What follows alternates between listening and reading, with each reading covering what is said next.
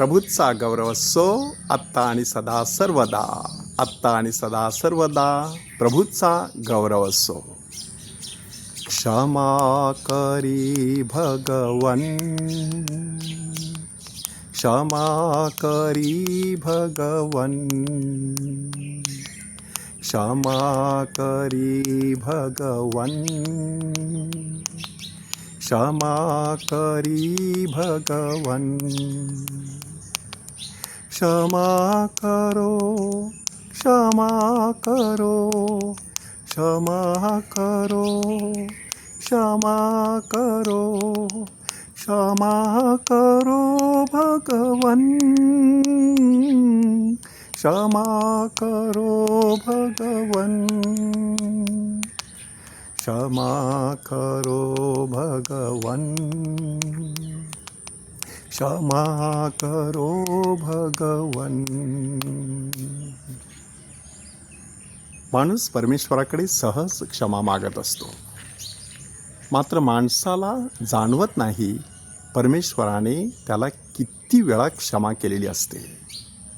आज प्रभू येशू ख्रिस्त क्षमेचा विषय अजून एक पाऊल पुढे नेत आहे आणि आपल्याला शिकवत आहे की आपल्या जीवनामध्ये जेव्हा इतरांना क्षमा करण्याचा प्रसंग येत असतो त्यावेळेला आपण आपल्या हृदयाची कवाडं मात्र त्यांच्यासाठी बंद करत असतो. पेत्राने सहज प्रभू येशू ख्रिस्ताला विचारलं की प्रभूजी, माझ्या भावाने किती वेळा माझा अपराध केला असता मी त्याला क्षमा करावी? 7 वेळा काय? आणि येशूने तात्काळ त्याला उत्तर दिलं, 7 वेळा असं मी तुला म्हणत नाही, तर 7च्या 70 वेळा. काय नक्की दडलेलं आहे ह्या उत्तरामध्ये? 7 वेळा क्षमा करायची म्हणजे पेत्राला वाटलं होतं मी परिपूर्णता गाठत आहे, परंतु त्या ठिकाणी अपूर्णता कोणती होती की मी 7 वेळा क्षमा केलेली आहे म्हणजे जणू काही मी त्या व्यक्तीवरती उपकार केलेला आहे. इतकंच नाही, मी 7 वेळा क्षमा केलेली आहे म्हणजे मी मोजून मापून क्षमा केलेली आहे. त्यामुळे व्यर्थ अभिमान आणि दुसऱ्यावरती असलेलं जणू काही वर्चस्व त्यांच्या शब्दातून दिसून येण्याची शक्यता. प्रभू येशू ख्रिस्त जर सांगत आहे 7च्या 70 वेळा क्षमा करायची म्हणजे मोजमाप ठेवायचं नाही, मोजायचं नाही किती वेळा मी क्षमा केलेली आहे. आपल्या आईचा विचार करा, आपल्या वडिलांचा विचार करा, किती वेळा त्यांनी आपल्याला क्षमा केलेली असते. किती वेळा आपण त्यांच्या विरुद्ध काही ना काही बोललेलो असतो, केलेलं असतं, त्यांना त्रास होईल अशा काही गोष्टी केलेल्या असतात, तरी सगळे अपराध पोटात घालून आपलं पोट भरण्यासाठी त्यांनी काबाड कष्ट केलेले असतात. परमेश्वर पिता तर त्याहीपेक्षा कितीतरी महान. तो किती वेळा आपल्याला क्षमा करत असतो आपल्याला सुद्धा माहीत नाही. कारण आपण मनातल्या मनात काल्पनिकदृष्ट्या विचाराने, कल्पनेने किंवा हैघईने जी पापं केलेली असतात ती त्याच्या नजरेतून सुटलेली नसतात, परंतु तो त्याचा हिशोब कधीच ठेवत नसतो.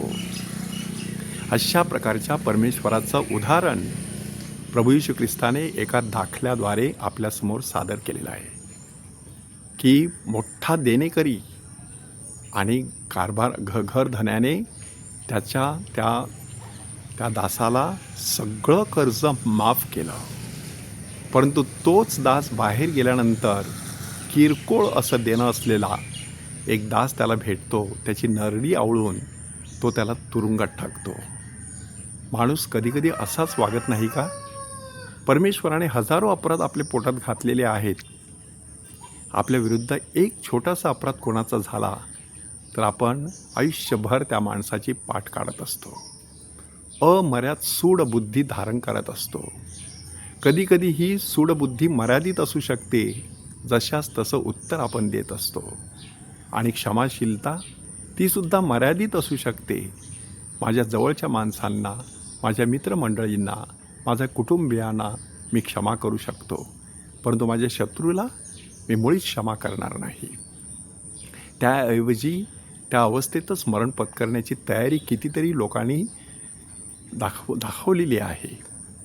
म्हणूनच प्रभू येशू ख्रिस्त सांगत आहे 7च्या 70 वेळा क्षमा करायची म्हणजे मोजायचं नाही, कोणाला क्षमा केली जात आहे त्याचाही विचार करायचा नाही, त्याच्या पलीकडे जायचं आणि सर्वस्वी त्या व्यक्तीला सगळ्या बंधनातून मुक्त करायचं. ती खरी क्षमा असते. त्या क्षमेचं समाधान सुडाच्या समाधानापेक्षा कितीतरी पट मोठं असतं.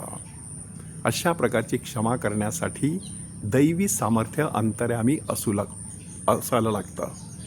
त्याचं सुंदर उदाहरण क्रूसावर असलेला ख्रिस्त आपल्या शत्रूंना सहज क्षमा करू शकलेला आहे. आपल्याला देखील इतरांना अशी क्षमा करण्याची बुद्धी मिळावी आणि तसं सामर्थ्य प्राप्त व्हावं म्हणून त्या ख्रिस्ताकडे प्रार्थना करूया. त्या प्रभूचा गौरव असो आत्ता आणि सदा सर्वदा. आत्ता आणि सदा सर्वदा प्रभूचा गौरव